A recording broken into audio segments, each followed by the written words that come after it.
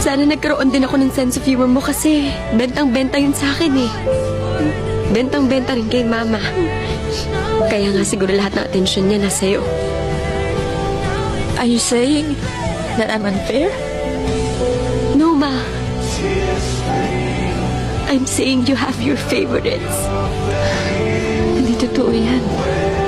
Ma, naalala mo? Nung grade school ako, di ba graduate ako ng valedictorian tapos ang dami kong medals. Tapos si Teddy isa lang. Pero siya pa rin yung pinuri mo.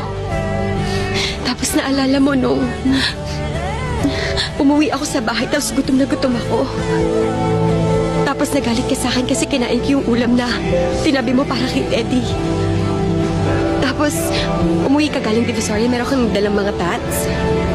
Tapos ang sabi mo sa akin, wag muna akong pumili kasi pipili si Teddy.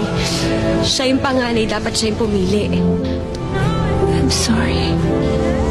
I didn't know you felt that way. It's okay. Okay lang naman, naiintindihan ko naman, tinanggap ko naman. Na iba talagang turing mo kay Teddy tsaka kay CJ. Kasi sila yung paborito mo. Si Papa naman, si Alex tsaka si Gabi yung paborito.